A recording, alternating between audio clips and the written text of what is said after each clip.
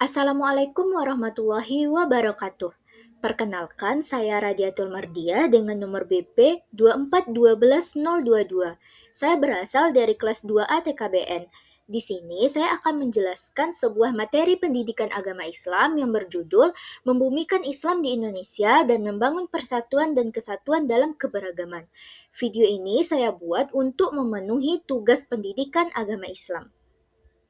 Sebelumnya, pada saat presentasi di kelas, anggota kelompok saya ada Ainul Latifah, Muhammad Fauzan, Chahrani Afrayulita, dan saya sendiri, Radiatul Mardiah. Nah, yang pertama kita bahas terlebih dahulu apa itu membumikan Islam di Indonesia. Nah, membumikan Islam di Indonesia adalah upaya menerapkan ajaran-ajaran Islam sesuai dengan kondisi sosial, budaya, dan karakter masyarakat Indonesia tanpa menghilangkan nilai-nilai pokok dari ajaran Islam itu sendiri. Nah, apa tujuannya agar Islam itu dibumikan di Indonesia? Yang pertama, agar dipahami secara kontekstual. Maksudnya di sini yaitu agar nilai-nilai Islam itu dapat dijalankan sesuai dengan keadaan dan kondisi di Indonesia itu sendiri. Nah, yang kedua, menjadi solusi bagi permasalahan masyarakat. Nah, ketika terjadi permasalahan di Indonesia, maka akan diselesaikan dan dikembalikan tergantung dengan ajaran-ajaran pokok Islam. Nah, yang ketiga, hidup berdampingan dengan keberagaman budaya dan agama. Di tengah beragamnya budaya-budaya yang ada di Indonesia, itu harus didampingi juga dengan ajaran-ajaran agama Islam. Nah, yang keempat, menjadi rahmat bagi seluruh alam atau rahmatan lil alamin. Nah, selanjutnya membangun kesatuan dalam keberagaman. Nah, kenapa Indonesia itu disebut sebagai negara yang beragam? Karena Indonesia terdiri dari berbagai suku, agama, budaya, dan bahasa. Nah, di mana keberagaman tersebut merupakan kekayaan bangsa yang harus dijaga. Melalui apa? Melalui persatuan dan toleransi.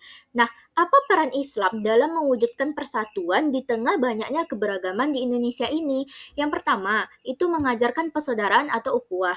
Maksudnya di sini Islam mengajarkan bahwa perbedaan yang ada di Indonesia itu bukan menjadi suatu sumber konflik atau masalah, tetapi menjadi atau mengajarkan kita untuk menjalin persaudaraan atau ukhuwah yang lebih kuat antar sesama.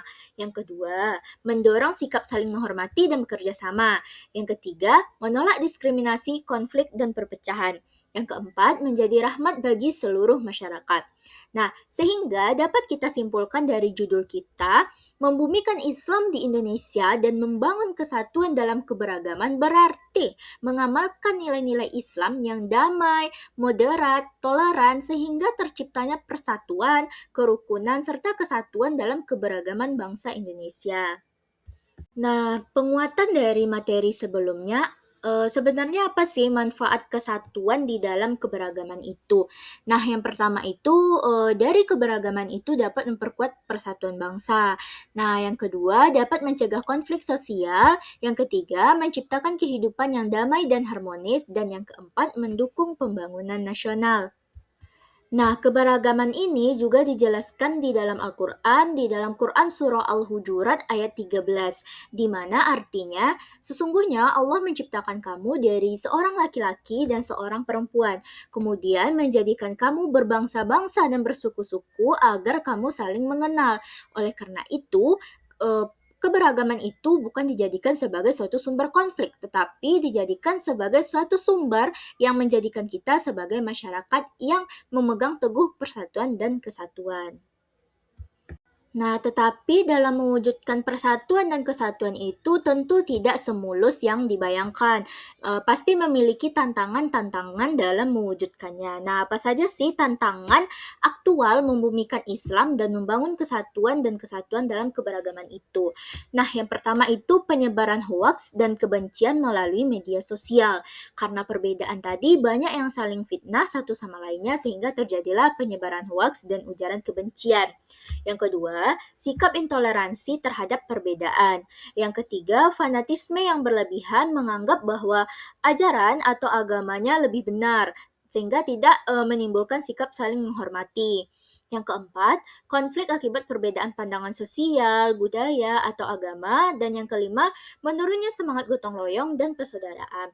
Tetapi ada cara-cara atau upaya mengatasi tantangan tersebut. Nah, yang pertama, mengembangkan sikap toleransi dan saling menghormati, mengedepankan dialog dan musyawarah, bijak dalam menggunakan media sosial. Artinya kita harus saring dulu sebelum sharing. Kita harus bisa membedakan mana konten-konten yang dapat menyebabkan ujaran kebencian dan mana konten-konten yang dapat menyebabkan perdamaian. Nah, yang keempat, memahami ajaran Islam secara moderat dan rahmatan lil alamin, serta yang kelima, memperkuat rasa persatuan sebagai sesama warga negara. Nah, selanjutnya, apa sih cara-cara yang kita lakukan agar bisa membumikan Islam di Indonesia dan membangun kesatuan dalam keberagaman? Nah, berikut strategi aktualnya. Yang pertama, menanamkan sikap toleransi terhadap perbedaan agama, suku, dan budaya tadi. Yang kedua, memperkuat ukhuwah atau persaudaraan sesama manusia dan sesama warga negara. Yang ketiga, menerapkan modernisasi beragama serta menghindari sikap yang ekstrim atau fanatisme yang berlebihan tadi. Yang keempat, meningkatkan kepedulian sosial melalui gotong royong dan kegiatan kemanusiaan. Yang kelima, memanfaatkan media sosial secara bijak untuk menyebarkan pesan perdamaian dan persatuan. Nah, apa contoh penerapan atau kegiatan-kegiatan yang dapat kita lakukan dalam mewujudkan strategi tersebut? Yang pertama, menghormati perbedaan pendapat. Perbedaan pendapat itu bukan kita jadikan sebagai suatu sumber konflik, tapi melainkan sebagai forum musyawarah agar kedepannya menjadi lebih baik. Yang kedua, aktif dalam kegiatan sosial masyarakat. Yang ketiga, menyaring informasi sebelum membagikannya, seperti saya katakan sebelumnya, yaitu saring sebelum sharing. Artinya, informasi yang kita terima jangan disebarkan terlebih dahulu jika belum tentu benar baiknya. Dan yang keempat, menjaga kerukunan di lingkungan kampus dan masyarakat. Sekian presentasi dari saya. Semoga apa yang saya sampaikan bermanfaat. Kalau ada kesalahan, saya mohon maaf. Saya sudahi dengan Assalamualaikum warahmatullahi wabarakatuh. Dadah.